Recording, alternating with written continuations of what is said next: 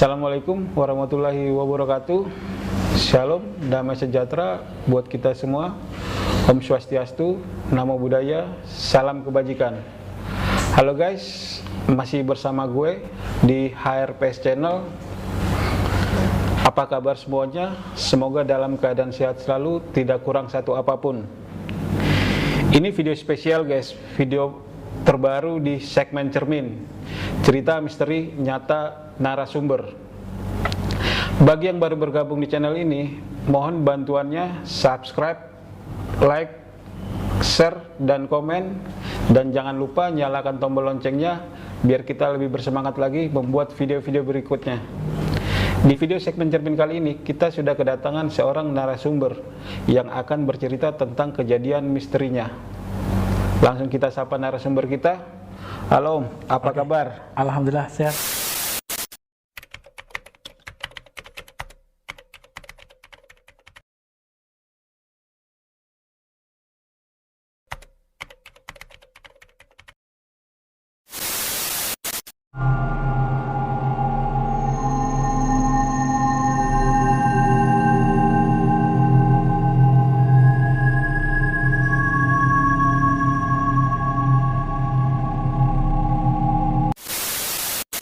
Perkenalkan, nama saya Ukis. Saya dari Boyolali dan ini kisah nyata saya. Kisah nyata saya ini berawal dari setelah saya menikah. Jadi kurang lebih tahun 2002 saya menikah. Awal mulanya itu untuk orang tua itu untuk melanjutkan pekerjaan sebagai petani tembakau. Jadi di situ saya disuruh untuk meneruskan perjuangan orang tua jual beli tembakau. Jadi saya mengikuti apa kata orang tua. Setelah saya menikah, saya ngikutin jual beli tembakau itu. Jadi jual beli tembakau itu di kampung saya Boyolali itu, kalau ngambil dari petani itu katakanlah 30 keranjang, saya bayar dulu separuhnya dulu, baru saya storin ke salah satu perusahaan rokok terkenal di Kudus. Setahun kemudian itu ada perubahan, sebulan 2 bulan itu saya sukses, alhamdulillah. Terus selama kurang lebih setahun itu ada perubahan, ternyata orang dalam yang ada di perusahaan rokok itu mengkhianatin saya, dalam arti tembakau yang udah saya kirim ternyata tidak dibayar, dan akhirnya saya pusing 7 keliling. Dalam arti saya harus bayar ke petani-petani tembakau itu yang sudah saya ambil. Dan di kepusingan itu saya malu, dalam arti malu untuk menutup bayar tembakau itu gimana ini caranya. Saya nggak enak sama keluarga, sama orang tua gitu. Akhirnya saya punya teman ngobrol. Dia ngasih solusi, ya kalau kamu pengen untuk menutup utang-utangmu itu buat bayar petani, kamu itu aja ikut narik uang goib. Waktu itu saya masih awam tentang hal itu. Gimana caranya? Iya, nanti kalau ikutin ritual nanti uangnya ditarik. Ah, masa sih bisa? Iya, dia cerita banyak tentang keberhasilannya. Dan itu saya ikutin aja. Soalnya saya di situ pikiran buntu. Di pikiran itu saya itu harus ada duit buat nutupin utang-utang saya ke petani-petani itu. Padahal tiap hari itu petani ke rumah, gimana nih kekurangan tembakonya gitu. Akhirnya saya ngikutin apa kata teman saya itu. Teman saya itu ngajak saya ke salah satu orang pintar, kalau di kampung itu bisa dikatakan dukun lah gitu. Akhirnya saya ke orang pintar itu. Terus saya ngobrol, saya curhat semuanya tentang saya itu butuh duit gitu. Terus orang pintarnya itu ngasih berbagai macam syarat. Salah satunya itu harus motong kambing buat tumbal. Terus jajanan-jajanan kayak di pasar gitu. Terus sesajen lengkap. Itu kurang lebih selama 3 hari itu saya habis kurang lebih 10 juta. Terus habis itu saya tekatin aja, maksudnya kan daripada saya mundur, saya udah keluar uang. Dan di hari hanya itu saya di belakang padepokan rumahnya dukun itu, saya suruh duduk di situ, suruh baca macam-macam, saya ditinggalin. Setelah saya ke situ, ternyata uang nggak kunjung datang, nggak kunjung tiba. Terus saya mikir secara logika, mana ada sih uang ditarik kayak gini gitu. Tapi ternyata di situ saya masih kepikiran, saya ditagih sama orang-orang petani-petani tetangga saya. Waduh, gimana ini caranya? Alhasil setelah besoknya dukun itu nemuin saya yang di padepokan. Waduh, uangnya belum datang ya? Iya. Berarti kamu kurang berhasil. Berarti kamu besok ininya lagi, kesini lagi. Waduh, keluarin duit lagi ini. Terus saya dalam inisiatif, wah jangan-jangan ini dukun palsu ini, saya bilang gitu.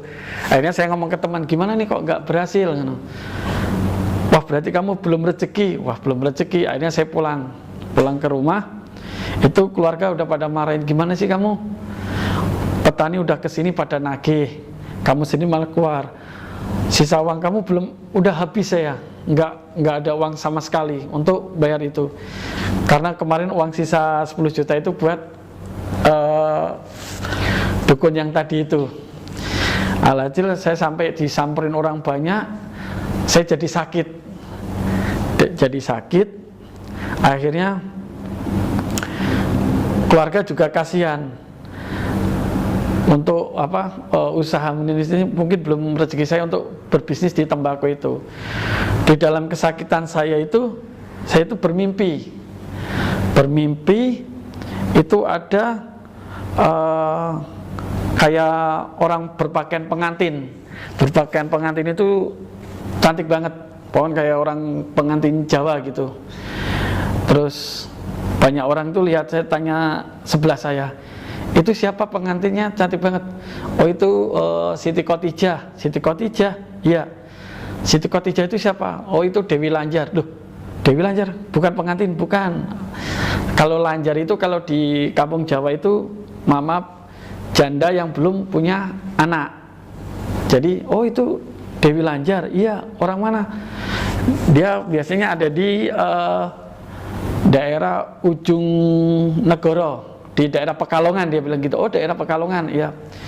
Akhirnya saya sampai panas dingin itu. Terus istri saya itu bangun nih. Iya, saya mimpi ketemu itu Dewi Lanjar. Jangan mengada-ngada, itu cerita apa, dia bilang gitu. Dewi Lanjar itu siapa? Terus habis itu saya masih sakit itu. Dalam kesakitan itu saya masih merenung, lah kok saya dimimpiin itu ya. Terus saya ngobrol sama istri, jangan-jangan ini ada petunjuk nih. Alah, ini kamu efek kamu dari sering nyamperin ke dukun itu kali, kamu rugi gitu. Terus akhirnya setelah saya sembuh, saya tekatin tuh, saya pamit sama orang tua, saya mau keluar sebentar gitu. Saya pamitin. Di dalam mimpi itu saya ingat, di dalam mimpi itu saya ada padepokan. Kalau kamu mau nemuin Dewi Lanjar, itu di sana ada padepokannya khusus Dewi Lanjar. Terus kalau kamu mau ke sana lagi nemuin kayak kayak anak buahnya, kayak juru kuncinya gitu. Oh gitu. Saya ingat tuh. Terus saya tanya orang-orang Pekalongan. Saya itu naik motor dari Boyolali ke Pekalongan itu kurang lebih 4 jam. Saya tekatin tuh cari-cari informasi. Jadi saya itu sebenarnya buat menghindar dari tagihan-tagihan petani itu, saya cari kegiatan, mau cari usaha juga. Di dalam hati saya bertekad harus bisa balikin uang-uang petani itu yang karena kerugian yang saya bisnis tembakau itu tadi. Saya akhirnya ke Pekalongan, perjalanan naik motor itu kurang lebih 4 jam. Terus saya itu di daerah Ujung Kulon, di pantai Ujung Kulon. Pantai Ujung Negoro. Di dalam mimpi itu saya ke pantai Ujung Negoro. Saya jalan ke pantai Ujung Negoro, saya baru di sana saya tanya-tanya. Kebetulan di sana ada orang jualan kopi, saya minggir. Kios gitu. Permisi Pak, ini pantai Ujung Negoro ya? Iya. saya kemarin itu tersang mimpi itu ditemuin sama Dewi Siti Khotijah katanya. Saya kan tanya di sebelah saya itu, ini siapa itu kok cantik banget? Iya itu Dewi Lanjar, biasa sini dipanggil. Kata yang tukang kopi, oh iya benar, padepokannya di atas. Hah, kok kayak di mimpi saya ada padepokan segala. Padepokannya sebelah mana? Itu di atas, kurang lebih dari warung kopi ke padepokannya itu 1 kilo. Tapi kalau dari jalan raya ke pantai ujung Kulon itu kurang lebih 10-15 kilo. Akhirnya yang di mana? Ayo saya anterin. Nah, orang kopinya itu baik banget nganterin saya ke padepokannya itu. Di padepokannya saya lihat padepokannya itu kayak surau, kayak musola kecil gitu. Depannya ada sumurnya. Itu kayak surau, memang buat tempat sholat. Cuman di kaca itu saya lihat di jendela itu di depannya itu ada kursi goyang. Saya tanya itu orang kopinya itu, Pak itu kok ada kursi segala? Iya itu, saya juga kurang tahu gitu. Tapi kalau adik pengen tahu lebih jelas ke juru kuncinya aja. Oh juru kuncinya, iya. Terus habis itu di juru kuncinya sebelah mana Pak? Dari sini kurang lebih sekitar 5 kilonan. Dari padepokan ke juru kunci itu kurang lebih 5 kilonan. Terus saya tanya-tanya itu, ini sumur buat apa? Waduh kurang tahu saya dek gitu. Kalau lebih jelas lebih ini ke juru kuncinya aja. Oh gitu. Akhirnya saya nganterin dulu, dari itu nganterin ke warung kopi, kan motor saya tinggal di warung kopi. Habis itu saya dikasih alamat, juru kuncinya itu alamatnya patokannya ini gitu. Akhirnya saya ke juru kuncinya. Ya udah Pak, terima kasih. Saya merapat ke juru kuncinya. Dari juru kuncinya itu saya iya apa enggak, tapi saya udah ini, tapi kayak di mimpi ini. Akhirnya saya tekatin untuk masuk. Rumahnya lumayan gede. Saya tanya, Assalamualaikum Pak, maaf benar, ini benar rumahnya Pak Anwar? Iya benar, ada yang bisa dibantu dek? Ini Pak, saya tadi ke padepokan sana, itu katanya Bapak juru kuncinya gitu. Oh iya, masuk. Akhirnya saya masuk. Saya ngobrol tuh tentang saya mimpi ketemu Ibu Siti Khotijah itu atau Dewi Lanjar itu. Saya ngimpi, terus saya tanya, oh ya benar deh, itu kayak kebetulan, dalam arti kayak beruntung kamu diketemuin lewat mimpi gitu. Terus saya ngomong soal usaha saya yang kurang bagus, tentang banyak utang, terus bisnis gagal terus gitu. Terus saya tanya, kalau di sini itu ada 2, kamu hanya ikut simpatisan kayak kayak pengikut aja, apa kamu ikut nanti ke Dewi Lanjar jadi istilahnya kalau pengikut gimana? Kalau kamu pengikut di sini itu ada setiap Jumat Kliwon ada perkumpulan, jadi semua orang-orang yang hanya pengikut aja, istilahnya kayak jamaah gitu, dia ngumpul tiap Jumat Kliwon di tempat juru kunci itu. Terus kalau kamu ingin jadi pemujanya, itu nanti ada syarat-syaratnya gitu. Lah saya kebetulan di situ saya tanya syarat-syaratnya apa aja. Syarat-syaratnya kalau kamu ikut ini, nanti kamu malam Jumat Kliwon ke sini. Habis itu nanti kita anterin ke padepokan. Di padepokan itu nanti kamu puasa, pakaiannya pun pakai jubah. Dari sini nggak boleh pakaian dari kita bawa. Terus bukanya itu pakai ketan hitam, kopi hitam. Oh gitu. Terus saya bilang terus terang nih, saya itu nggak ada dana sama sekali. Dalam arti saya itu nggak cerita kalau kemarin saya ketipu sama dukun yang ngambil uang goib itu. Terus terang saya itu nggak punya uang sama sekali. Kesini aja bensin pas-pasan. Oh, di sini nggak minta uang. Memang kalau memang benar-benar ingin jadi pengikut, Kita nggak haruskan kamu punya duit gini-gini, enggak. Kan kamu istilahnya butuh duit. Kenapa kita minta duit gitu? Iya ya, terus ini masuk akal juga. Jadi saya nggak punya uang sama sekali, pengen kekayaan, pengen duit. Dia nggak, syaratnya nggak, yang penting kamu datang ke sini, tujuan kamu apa gitu. Nanti setelah kamu ditemuin Dewi Lanjarnya itu nanti tergantung perjanjian. Nah prosesnya itu saya ngikut, Pak, kalau saya mulai Jumat depan gimana, Jumat depan? Oh ya, nanti kita tunggu. Nanti kamu ingin jadi pengikutnya aja, apa kamu ingin jadi istilahnya pemujanya. Dan dalam arti pemujanya itu nanti kita antar ke padepokan. Kamu nanti puasa, kegiatannya itu saya diceritain sedikit. Jadi puasa itu puasa kayak layaknya orang puasa. Jadi setelah setelah sahur, kalau kita orang muslim kita sholat subuh, habis sholat subuh kita istirahat sebentar, bersih-bersih di suro itu. Terus maghrib buka, kita setelah maghrib isya, habis sholat isya kita nanti kita dikasih itu ritual-ritualnya, baca-bacaannya. Setelah itu nanti di sana itu ada kursi goyang, jadi kayak kursi santai gitu. Nanti malam-malam itu nanti goyang deh tandanya. Jadi nanti di sana itu umpama kita datang berlima, nanti salah satu kita itu nanti dilihatin bisa komunikasi. Tapi kalau umpama belum ya belum. Jadi yang udah dikomunikasi itu nanti perjanjiannya di situ. Oh seperti itu ya. Saya semakin penasaran nih. Akhirnya saya pamit, saya pulang, izin orang rumah. Jumat depan saya mau ada acara ke Pekalongan, saya bilang gitu. Tapi saya mikir, saya butuh teman ya. Gimana ini? Sebelumnya saya bilang ke juru kuncinya tadi, Pak, kalau saya buat teman gimana? Boleh, nanti temannya nunggu di sini nggak apa-apa gitu. Terus saya bingung nih. Akhirnya saya pulang. Saya pulang itu punya teman akrab namanya Yanto. Panggilannya Anto.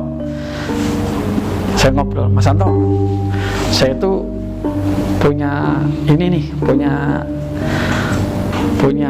kerjaan apa? Jadi gini Mas, sampai nemenin saya aja. Saya itu pengen ke Dewi Lanjar sana. Di apa itu? Saya cerita masalah saya. Tapi kamu nggak bisa bilang-bilang ya, saya bilang gitu, Anto. Akhirnya Anto ini juga, iya nih, saya terus terang nih kemarin mau nyalur listrik aja nggak boleh sama tetangga. Jadi saya pengen ikutan dong, pengen cari tanda kutip pesugihan juga dong, pengen punya kemakmuran juga gitu. Oh gitu, dia curhat juga. Jadi teman saya Anto ini, dia itu kerjaannya tuh ngambilin biji kopi-kopian dari kebun-kebun tetangga. Jadi kalau biji kopi yang jatuh gitu diambil-ambilin, dikumpul-kumpulin, nanti dijual gitu. Dia itu tetangga desa saya, tinggal di Gubuk sama adiknya sama orang tuanya gitu. Saya juga pengen mensejahterakan orang tua, pengen bangun rumah gitu. Dia cerita-cerita, wah ikutan boleh nggak? Ya udah nanti kita ngomong aja ke juru kuncinya ya, saya bilang gitu. Yang penting kamu nemenin. Dalam arti saya, kalau dia ikutan berarti dia nemenin saya di padepokan. Oh oke lah, nggak apa-apa. Ya udah, sampai ketemu Jumat Kliwon depan ya gitu. Akhirnya tiba saatnya Jumat Kliwon. Saya ngomong ke orang rumah, ngomong ke istri, ngomong ke keluarga. Saya mau ada acara di Pekalongan. Saya nggak bilang mau ada acara ritual seperti ke Dewi Lanjar, ritual yang tanda kutip pesugihan itu. Saya cuman bilang saya mau ada acara di Pekalongan. Acara apa? Acara sama Anto untuk ngambil bisnis kopi, saya bilang gitu. Oh sekarang berubah jadi tembakau jadi kopi ya, siapa tahu cocok, saya bilang gitu sama keluarga. Akhirnya saya sama Anto naik motor menuju ke daerah Pekalongan itu, ujung kulon itu. Di dalam perjalanan itu saya datang spare pagi, soalnya saya takutnya nanti kalau telat. Datang pagi kan perjalanan kurang lebih 4-5 jamnya. Di perjalanan itu ada-ada aja, sampai ban gembos, motor gak apa-apa, tahu-tahu lakernya jebol, ada aja cobaannya, kita boncengan. Akhirnya sampai di tujuan sana sampai sore itu. Akhirnya ketemu juru kuncinya. Pak Anwar, ini teman saya Anto yang akan nemenin saya gitu. Oh gitu, iya. Terus terang nih Pak, saya memang benar-benar gak ada dana sama sekali. Dalam arti saya pengen mencari ini, ini benar-benar gak sih nggak pakai dana gitu. Kan biasanya orang nyari pesugihan, orang nyari ritual-ritual seperti itu kan harus ada dananya buat ugi rampe, atau mungkin buat sesajen, buat kayak kemarin itu buat korban sampai motong kambing sampai saya habis 10 juta. Ternyata di sini tidak sama sekali. Kamu benar nyari keberuntungan di sini, kamu gak punya duit kan, kamu nyari kekayaan di sini, ngapain kamu ngeluarin duit? Memang kamu gak punya duit ya. Akhirnya saya bilang ke juru kuncinya, si Anto ini boleh. Anto juga cerita ke juru kuncinya, iya Pak, saya juga ini pengen, siapa tahu keberuntungan saya di sini, saya pengen makmur juga, pengen punya kekayaan juga gitu. Soalnya saya gubuk aja ngontrak kebun, dibuatin gubuk, saya ngontrak, pengen nyalur listrik aja saya nggak boleh, tetangga takut nyetrum. Jadi saya masih pakai apa ya, pakai petromak kalau orang Jawa bilang. Jadi di zaman kemarin pakai petromak, listrik aja nggak bisa dia gitu. Akhirnya diizinin sama juru kuncinya, ya udah kamu nanti nemenin masuk ke sini ya. Oke, jadi kita dikumpulin tuh, kita ada orang 5 sama Anto. Akhirnya kita jalan, udah saatnya yang simpatisan itu katanya pengikutnya itu pada ngumpul. Ternyata yang ngumpul tuh pakai mobil-mobil mewah. Wah, pengikutnya banyak juga ya, dari kebanyakan luar kota. Dari luar kota saya dilihat dari platnya itu ada yang plat B, ada yang AD, ada AB, maksudnya plat-plat dari luar kota. Malah orang Pekalongannya situ malah jarang. Saya lihat dari plat-platnya itu. Habis itu setelah simpatisan udah pada pulang, si juru kuncinya itu sama kita berlima itu, sama saya sama Anto, jalan tuh diantar sama juru kuncinya. Kurang lebih dari juru kunci ke padepokannya itu 5 kilo kita jalan ke, kalau itu namanya ikutnya Alas Roban. Jadi itu hutan-hutan karet gitu, hutan-hutan randu kita ngelewatin seperti itu. Perjalanan kurang lebih 5 kilo. Kita sambil cerita-cerita. Terus saya juga ngomong ke Anto, emang kamu bener toh rumah yang kamu tempatin ngontrak? Iya mas, saya ngontrak itu. Kemarin mau nyalur listrik aja nggak boleh. Oh gitu ya, saya baru tahu toh. Iya nih, tetangga itu pada julid, nggak boleh gitu, saya bilang gitu. Terus dia juga ngomong ke saya, kamu bener-bener bangkrut ya mas, katanya. Iya, makanya saya mau cari keberuntungan di sini. Habis itu tiba saatnya di padepokan. Di padepokannya itu kita malam, kita buka itu udah disiapin, mulai dari ketan hitam, kopi hitam, kita makan secukupnya, dikepel-kepelin gitu ketan hitamnya, orang satu-satu, jadi ada orang 5, sama kopi juga disiapin, kopi hitam, kopinya nggak ada gulanya, kopi hitam. Habis itu juru kuncinya nerangin seperti yang udah kita terangin kemarin ya di rumah. Jadi ini bacaannya, jadi bacaannya dikasih satu-satu, masih ada selebaran kayak fotokopi gitu, bacaan banyak biar apal, nanti dibaca aja kalau nggak apal ini. Terus apa namanya, di Suro itu, di padepokan itu nggak ada listrik, soalnya itu di bawah lereng, bawahnya itu laut Ujung Kulon. Terus cuman ada lampu teplok itu lampu yang nempel di tembok pakai minyak tanah. Jadi untuk biar kita baca tulisan-tulisan yang nanti kita kita bacain. Setelah itu nanti juru kuncinya itu juga bilang, nanti kalau saatnya buka saya kesini bawa ugi rampe, terus untuk sesajen malamnya kamu baca-baca gitu. Dan untuk tanda-tandanya nanti Situ Khotijah datang atau Dewi Lanjar datang, itu nanti dari kursi goyang itu nanti berlima itu yang bisa komunikasi, berarti itu yang lihat ya. Kalau udah selesai nanti kalian boleh pulang gitu. Oh gitu ya, iya. Pokoknya yang kita omongin yang kemarin, kalau kita setelah baca-bacaan terus kita lihat kursinya goyang sendiri, terus ada yang siapa yang ketemu di antara 5 ini langsung boleh pulang gitu. Oh seperti itu, oke. Habis itu udah tuh juru kuncinya balik, kita buka pertama kali puasa sahur. Habis itu paginya kita ngobrol tuh, kenalan sama berlima. Ada yang tentang ditipu, ada orang proyek. Setelah kita untuk puasa pertama kita habis sahur, terus kita ngobrol tuh paginya, ngobrol perkenalan orang 5 itu. Ada yang teman kita proyeknya gagal, ada yang bisnisnya gagal, ada yang punya perusahaan bangkrut, terus termasuk saya usaha tembakau bangkrut, ketipu. Ada teman saya si Anto ini, dia mama orang nggak punya, jadi dia pengen, semua berlima itu semua tujuannya satu, pengen kekayaan dan pengen kesejahteraan. Terus habis itu kita bersih-bersih tuh, bersih-bersih. Terus saya juga penasaran kok kursinya saya bersihin, saya geserin, nyapu. Jadi kegiatan berlima itu cuma nyapu sambil siangnya ngapalin yang dikasih juru kuncinya tadi, ngapalin. Terus kita bersih-bersih, mandi. Terus habis itu tiba saatnya buka itu juru kuncinya datang bawain kayak tampah gede gitu ya, ada kopi hitam, ada ketan hitam, ada kembang-kembangan, kembang kantil, ugi rampe, terus jajanan pasar, ada menyan, semuanya tuh lengkap dia bawain.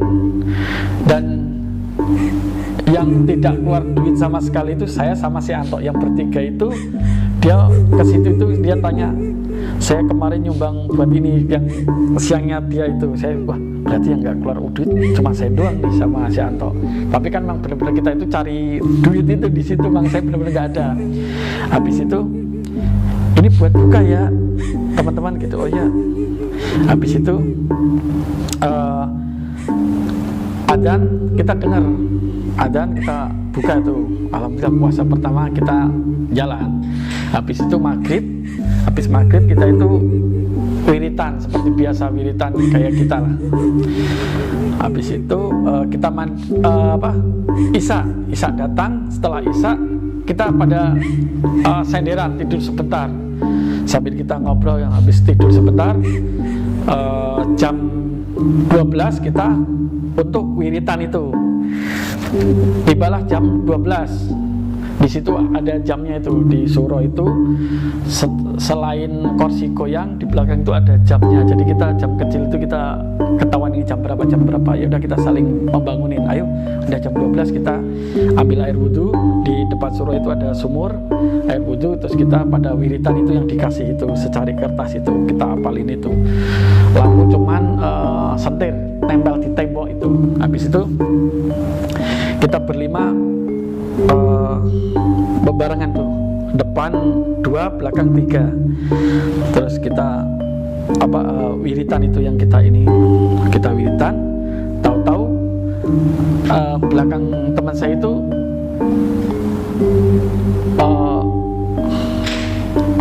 wiritannya tuh terdiam. Kita kan wiritan ngomong-ngomong itu kayak kalau orang Jawa dumit-dumit gitu, ngomong itu kok terdiam. Dan nggak tahu kenapa kursi itu goyang, kursi goyang sendiri.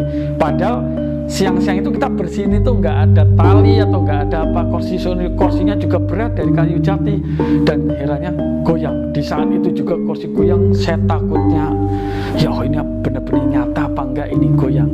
Teman saya Anto aja sampai megangin paha saya, Mas takut. Udah nggak usah takut, saya bilang gitu. Padahal saya sendiri juga takut. Anto depan saya gitu takut, kok goyang ya mas, kok goyang ya mas gitu. Udah jangan usah takut. Yang penting kita niat kita gitu. Kita harus ingat apa kata juru kunci. Juru kuncinya dulu itu bilang ke saya, kalau kamu berani, jangan takut-takut. Istilahnya dia bilang, nek kowe wani ojo wedi, nek kowe wedi ojo wani-wani. Kalau bahasa Indonesianya, kalau kamu berani jangan takut, tapi kalau kamu takut jangan berani-berani ngelakuin ritual ini, dia bilang gitu. Oh oke. Ingatkan kata juru kuncinya. Saya bilang, iya mas, yang penting kita masih komunikasi itu.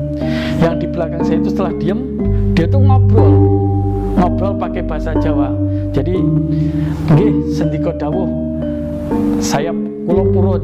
Kalau bahasa Indonesianya, ya siap, saya mau apa perjanjiannya gitu. Istilahnya dia buat perjanjian pakai bahasanya dia. Kebetulan yang sebelah saya itu orang pakai bahasa Ngapak, tapi saya tahu artinya. Terus habis itu dia berdiri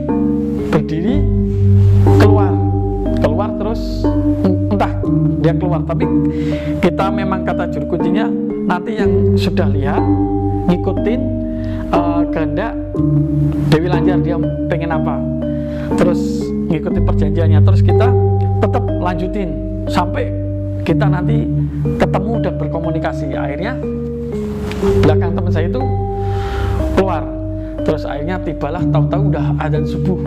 Kita udah subuh, terus kita kan masih berempat. Setelah sholat subuh kita ngobrol, ya yang ditemuin yang orang Ngapak itu ya iya. Wah kita kapan nih? Ya udah nanti pada saatnya kita nanti dipertemukan, dia bilang gitu. Oh gitu ya, iya. Habis itu seperti biasa kita bersih-bersih. Saya juga masih penasaran sama kursi goyangnya itu, padahal nggak ada talinya, nggak ada ininya, goyang sendiri. Padahal berat banget dan ruangannya tertutup, nggak mungkin kena angin. Uang celah-celahnya itu kecil-kecil. Dan di situ kalau memang terbuka dingin, kan itu di atas pantai persis. Di atas pantai ujung negoro, atasnya itu ada apa? Suro itu yang kita iniin Padepokan itu.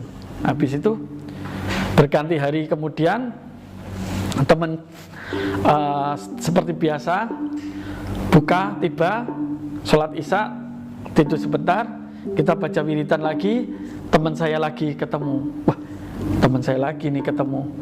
Terus ngobrol-ngobrol apa perjanjian. Dia, nggih, sendika dawuh dalam purun. Ya, siap. Saya mau apa kata Dewi Lanjar inginkan. Waduh, kita berung. Setelah itu seperti biasa habis sholat subuh kita ngobrol lagi. Waduh, tinggal kita bertiga nih gitu. Habis itu kembali lagi buka seperti biasa, kita habis buka dan juru kuncinya juga bilang, waduh tinggal 3 ya, semoga kalian beruntung, kata juru kuncinya. Iya pak, iya pak gitu. Ya udah, yang penting semangat aja, bacanya harus di dalam hati, maksudnya ditekunin gitu, maksudnya sampai ke hati baca wiritannya itu.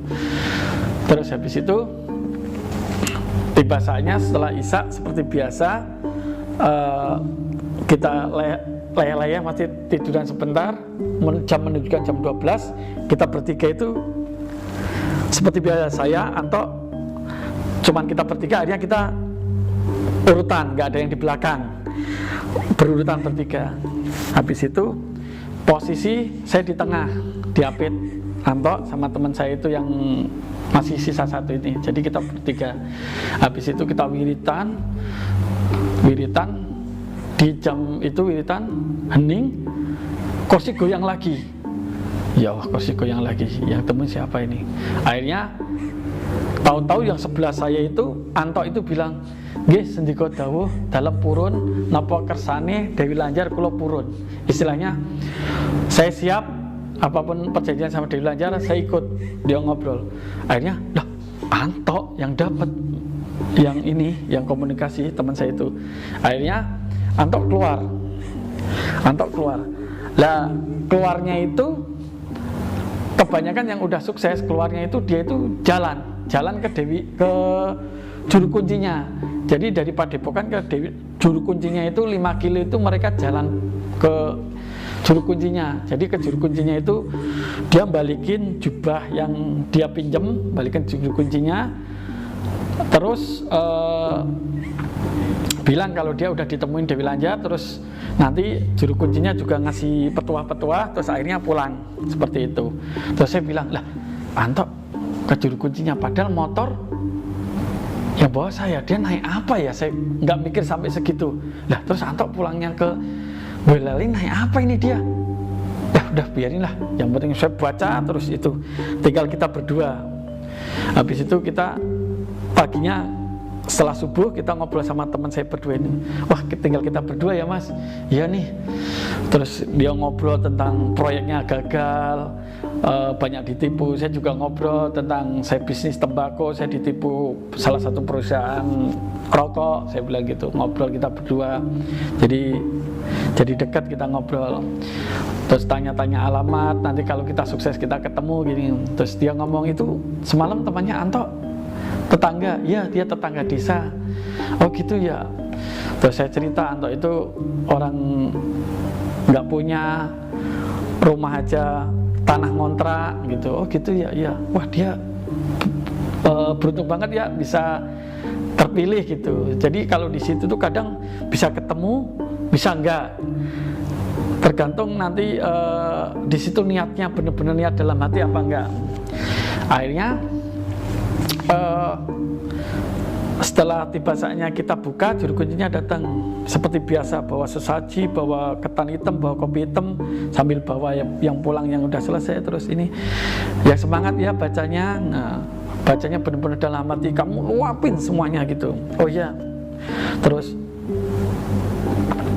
bawa semuanya yang ini sesajennya udah siap. Habis itu juru kuncinya balik, baru kita berdua, kita doa-doa. Setelah Isya kita istirahat sebentar, baru kita ngingetin, jam 12, ayo. Ya udah kita biasa baca-baca doa sampai saya itu hafal yang itu. Soalnya udah hari keempat, berarti hari keempat. Tinggal kita berdua sampai saya hafal, gak usah ini saya hafal. Saya baca-bacain terus. Akhirnya tiba saatnya hening. Kursi itu goyang. Habis kursi goyang, terus di depan mata saya itu ada duduk sesosok wanita itu yang di mimpi saya itu kayak pengantin gitu, pengantin Jawa itu. Terus saya, ini apa yang ini yang dinamakan Dewi Lanjar ya gitu. Terus saya kaget, terus saya tetap baca terus sampai saya hafal kan. Terus dia bilang, yang bilang itu ternyata di sebelahnya itu yang duduk itu kayak ada pengawalnya atau apa itu, dia ngomong, saya tahu kesulitan kamu. Istilahnya kalau bahasa Indonesianya itu, saya tahu kesulitan kamu, apa yang kamu inginkan tahu. Oh ya, tapi kamu tahu konsekuensinya enggak kalau kamu ikut istilahnya ke pengikutnya dia gitu. Jadi kalau di pengikut Dewi Lanjar itu kalau nanti sukses itu mama kamu usaha tembakau ya tembakonya terusin. Kalau kamu orang proyek ya proyeknya terusin. Kalau kamu orang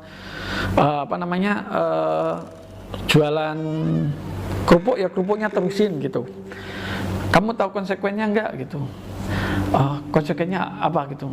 Kalau kamu ingin apa yang kamu inginkan, kamu ingin sukses, kamu ingin kemakmuran, dan kamu ingin berlimpah harta,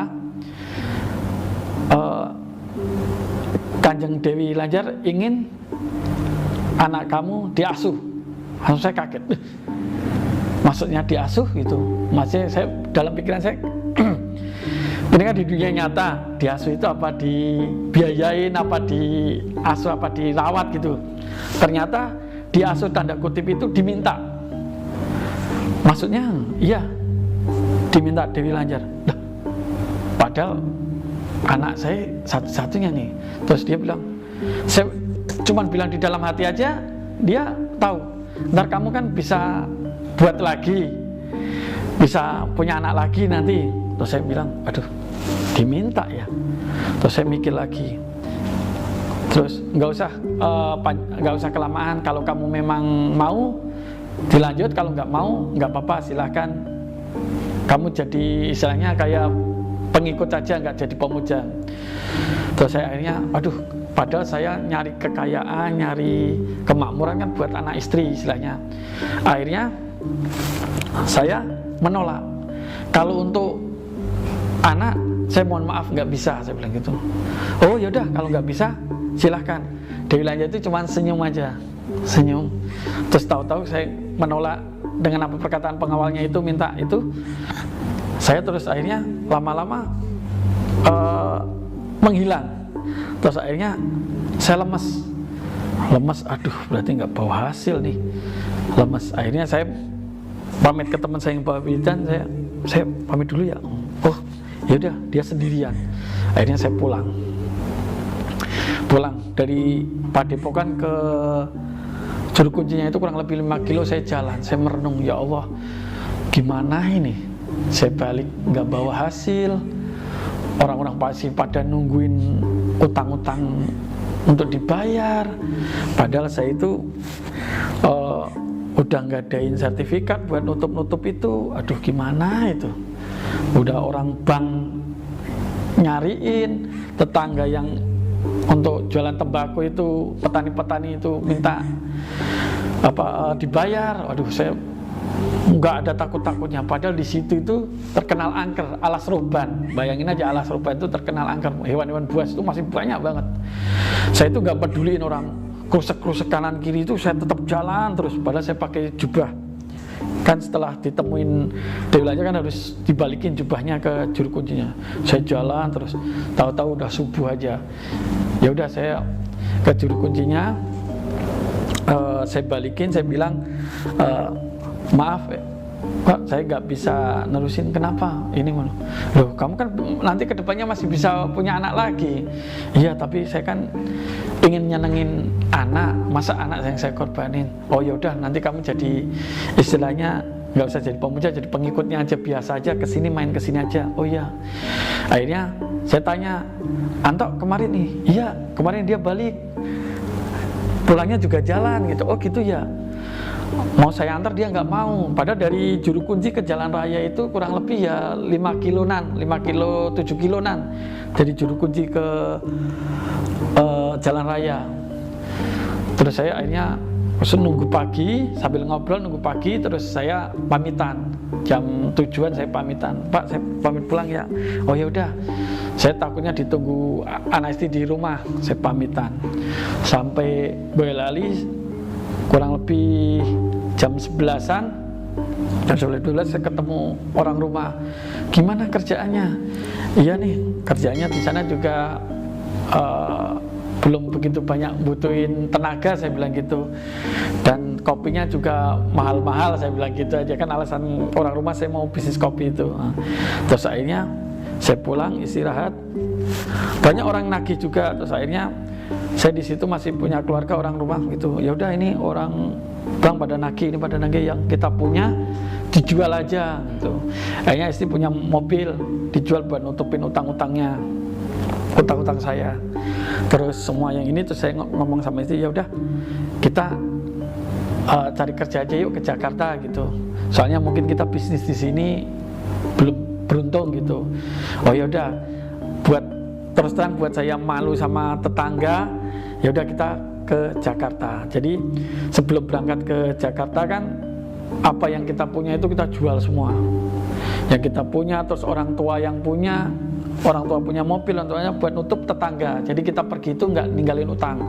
Tetangga-tetangga ditutup, tapi ada sebagian yang belum kebayar. Tapi alhamdulillah sekarang udah. Terus habis itu, sebelum saya berangkat ke Jakarta, ketemu si Anto itu main ke tempat kita. Dia dengan wajah ceria. Halo Mas Ukis. Iya Mas Anto. Wah keren banget sekarang gitu. Iya. Terus dia cerita. Jadi dia tuh ketemu pas waktu ritual itu, ketemu Dewi Lanjar.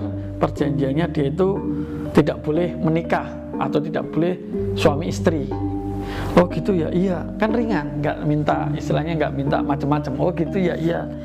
Akhirnya saya pamitan, saya mau ke Jakarta gitu.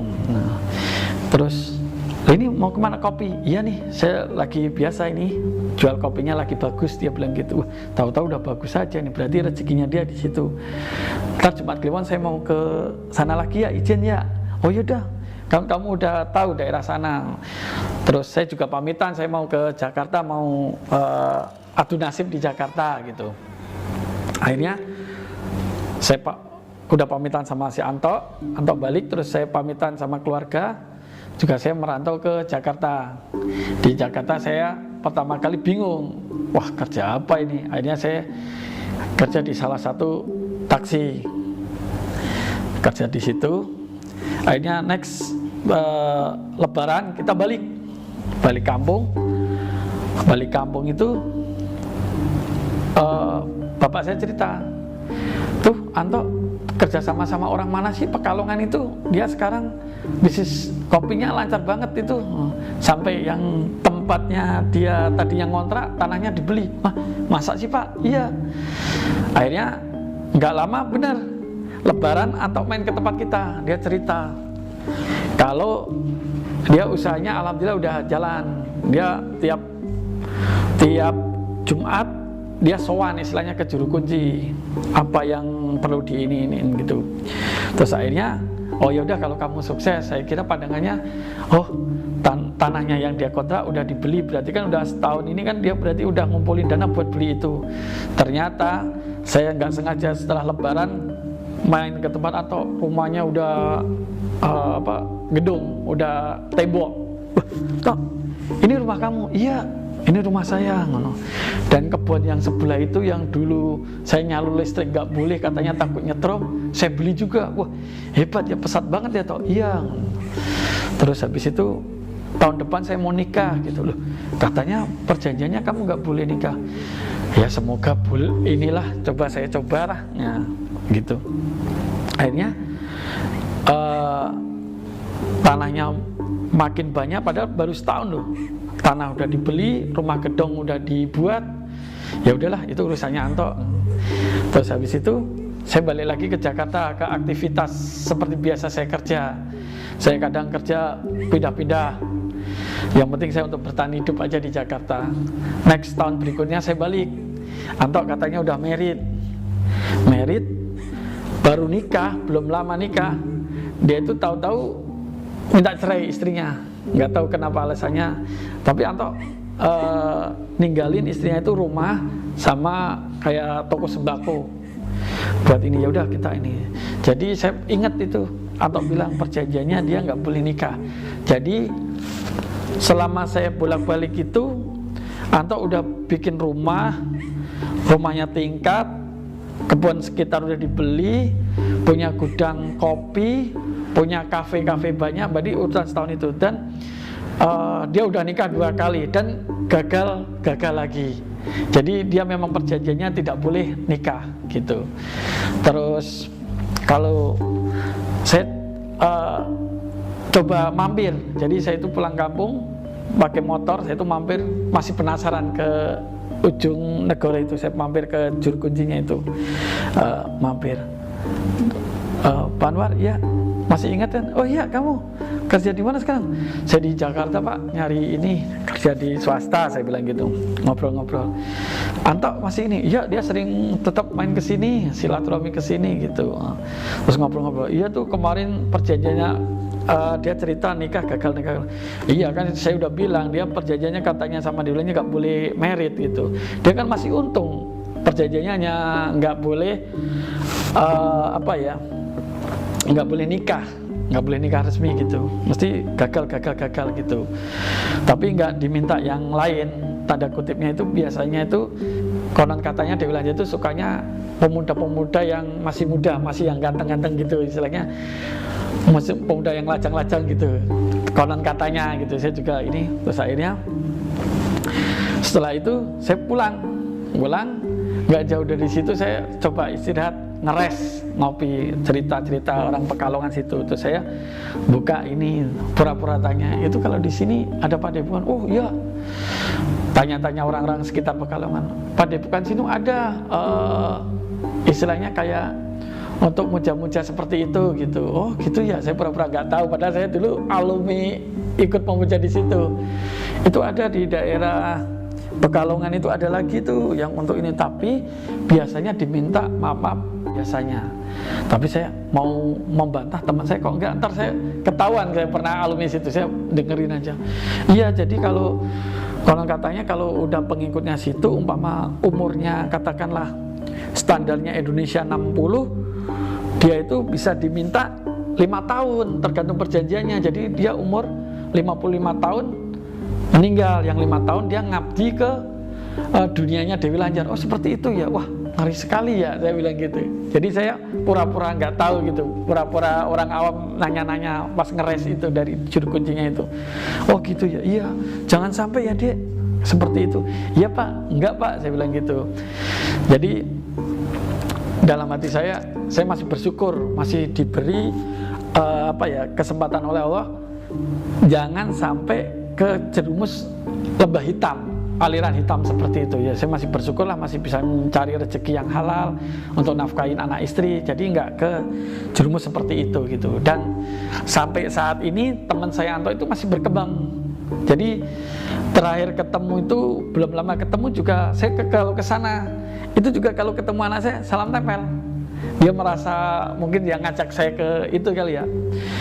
Ini mau beli apa gitu, kadang sering bantu-bantu, tapi saya biarinlah gitu. Mungkin masih rezekinya si Anto gitu. Jadi dia berkembang, punya kafe-kafe, punya kafe-kafe kopi gitu. Dia memang persyaratannya kalau dia usaha kopi ya harus diterusin kopinya terus gitu. Dia makin berkembang, makin jaya, rumahnya makin tingkat, mobil ada, motor ada, udah tercukupin lah.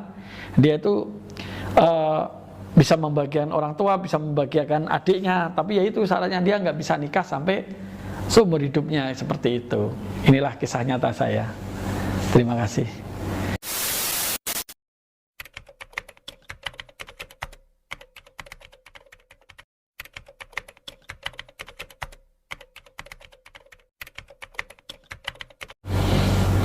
Wah, ceritanya ngeri-ngeri sedap juga nih Om. Iya.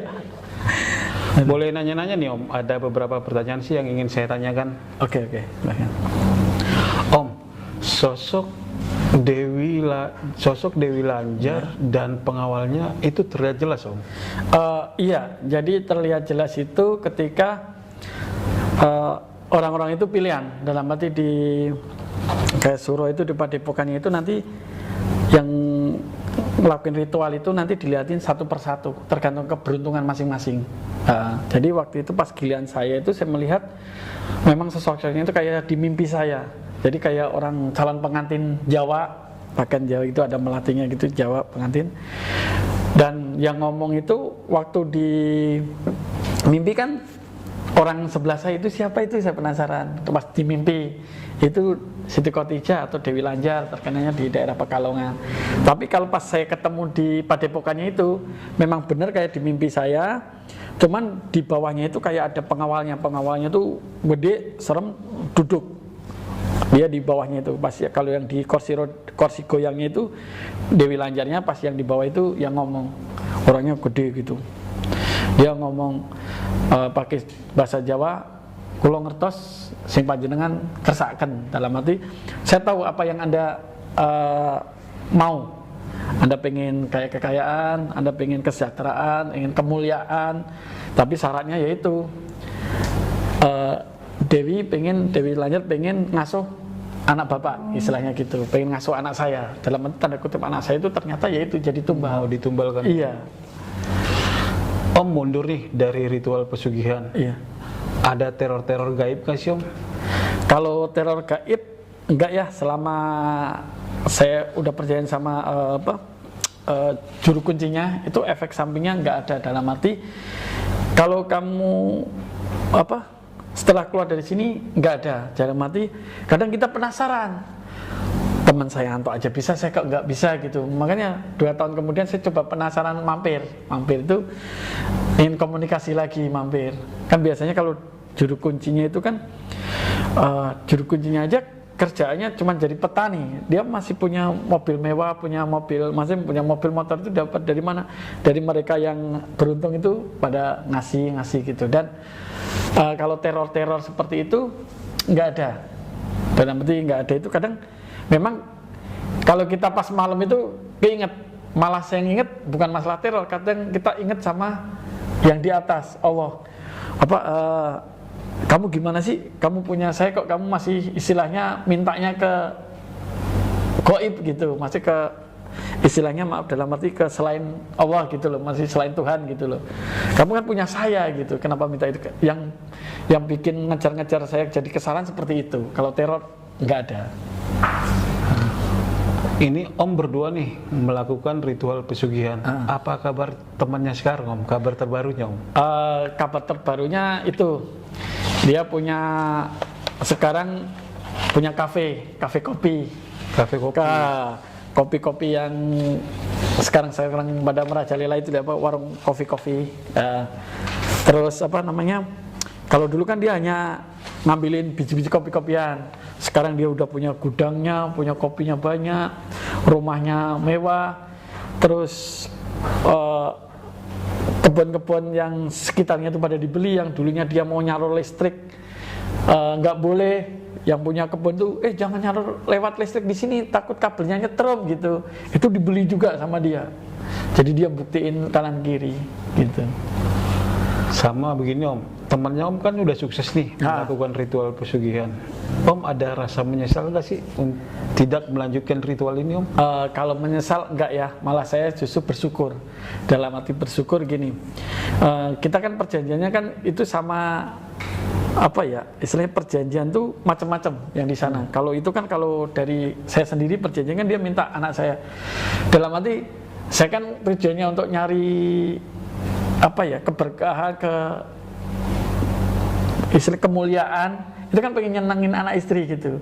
Saya malah bersyukur kalau memang gagal. Dalam arti kalau nanti itu berlanjut, istilahnya saya nikmat, takut menyesal juga gitu, ya Om. Seperti itu. Ini pertanyaan terakhir nih Om. Ini zaman kan sekarang lagi susah-susahnya, PHK di mana-mana. Ibaratnya untuk memenuhi kebutuhan pokoknya aja banyak yang nggak sanggup. Untuk makan aja sehari sekali aja banyak orang yang belum mampu untuk memenuhinya. Kalau ada yang minta tolong teman atau sahabatnya Om untuk dibantu ritual pesugihan, Om mau bantu gak? Untuk bantunya sih cuma saya hanya saran aja. Karena Om tahu jalurnya nih, jalur pesugihannya nih. Kalau untuk bantu sih saya mending di-cut aja. Soalnya untuk mencapai kesuksesan itu nggak sesimpel itu. Dia itu mesti minta perjanjian-perjanjian khusus. Entah minta keluarga kesayangan kita, minta umpama yang udah menikah minta anak kita, kan kita kasihan. Kita kan padahal ingin sukses kan untuk mensejahterakan mereka, bikin bahagia mereka. Kalau diminta kan gimana gitu. Perjanjiannya macam-macam. Mending kita punya Tuhan, mending kita minta ke Tuhan aja.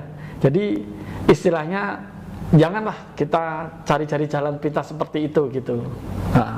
Kita nggak seberapa, wong dalam kutip maaf kita mati aja, harta kan nggak dibawa.